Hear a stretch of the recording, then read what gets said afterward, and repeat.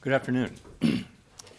My colleagues and I remain squarely focused on achieving our dual mandate goals of maximum employment and stable prices for the benefit of the American people. Although some important federal government data have been delayed due to the shutdown, the public and private sector data that have remained available suggests that the outlook for employment and inflation has not changed much since our meeting in September. Conditions in the labor market appear to be gradually cooling, and inflation remains somewhat elevated. In support of our goals and in light of the balance of risks to employment and inflation, today the Federal Open Market Committee decided to lower our policy interest rate by a 1/4 percentage point. We also decided to conclude the reduction of our aggregate securities holdings as of December 1. I will have more to say about monetary policy after briefly reviewing economic developments. Available indicators suggest that economic activity has been expanding at a moderate pace. GDP rose at a 1.6% pace in the first half of the year, down from 2.4% last year. Data available prior to the shutdown show that growth in economic activity may be on a somewhat firmer trajectory than expected, primarily reflecting stronger consumer spending. Business investment in equipment and intangibles has continued to expand, while activity in the housing sector remains weak. The shutdown of the federal government will weigh on economic activity while it persists, but these effects should reverse after the shutdown ends. In the labor market, the unemployment rate remained relatively low through August. Job gains have slowed significantly since earlier in the year.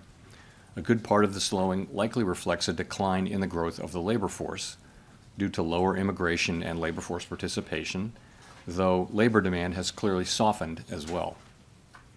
Although official employment data for September are delayed, available evidence suggests that both layoffs and hiring remain low, and that both households' perceptions of job availability and firms' perceptions of hiring difficulty continue to decline.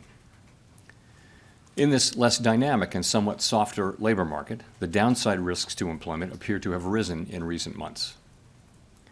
Inflation has eased significantly from its highs in mid-2022, but remains somewhat elevated relative to our 2% longer-run goal.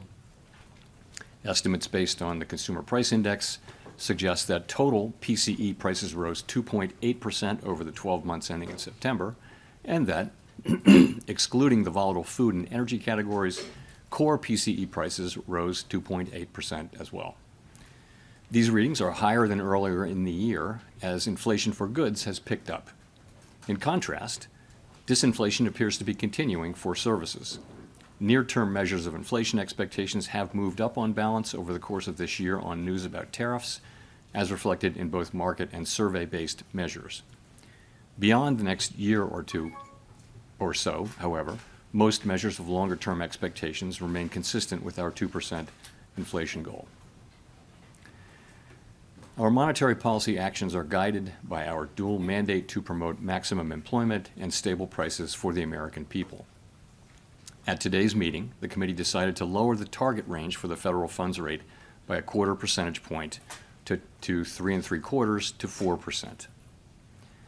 Higher tariffs are pushing up prices in some categories of goods, resulting in higher overall inflation. A reasonable base case is that the effects on inflation will be relatively short-lived, a one-time shift in the price level. But it is also possible that the inflationary effects could instead be more persistent, and that is a risk to be assessed and managed. Our obligation is to ensure that a one-time increase in the price level does not become an ongoing inflation problem. In the near term, risks to inflation are tilted to the upside and risks to employment to the downside, a challenging situation. There is no risk-free path for policy as we navigate this tension between our employment and inflation goals. Our framework calls for us to take a balanced approach in promoting both sides of our dual mandate. With downside risks to employment having increased in recent months, the balance of risks has shifted. Accordingly, we judged it appropriate at this meeting to take another step toward a more neutral policy stance. With today's decision, we remain well positioned to respond in a timely way to potential economic developments. We will continue to determine the appropriate stance of monetary policy based on the incoming data, the evolving outlook, and the balance of risks. We continue to face two-sided risks. In the committee's discussions at this meeting, there were strongly differing views about how to proceed in December. A further reduction in the policy rate at the December meeting is not a foregone conclusion. Far from it. Policy is not on a preset course. At today's meeting, the committee also decided to conclude the reduction of our aggregate securities holdings as of December 1.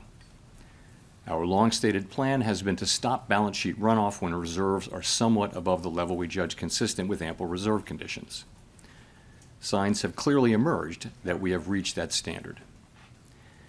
In money markets, repo rates have moved up relative to our administered rates, and we have seen more notable pressures on selected dates, along with more use of our standing repo facility. In addition, the effective federal funds rate has begun to move up relative to the rate of interest on reserve balances.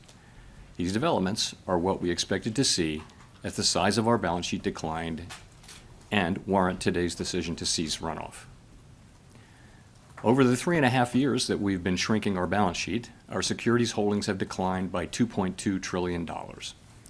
As a share of nominal GDP, our balance sheet has fallen from 35% to about 21%. In December, we'll enter the next phase of our normalization plans by holding the size of our balance sheet steady for a time, while reserve balances continue to move gradually lower as other non-reserve liabilities, such as currency, keep growing. We will continue to allow agency securities to run off our balance sheet and will reinvest the proceeds from those securities in Treasury bills, furthering progress toward a portfolio consisting primarily of Treasury securities. This reinvestment strategy will also help move the weighted average maturity of our portfolio closer to that of the outstanding stock of Treasury securities, thus furthering the normalization of the composition of our balance sheet. The Fed has been assigned two goals for monetary policy: maximum employment and stable prices. We remain committed to supporting our maximum employment, bringing our inflation sustainably to our 2% goal, and keeping longer-term inflation expectations well anchored. Our success in delivering on these goals matters to all Americans. We understand that our actions affect communities, families, and businesses across the country. Everything we do is in service to our public mission. We at the Fed will do everything we can to achieve our maximum employment and price stability goals. Thank you. I look forward to your questions.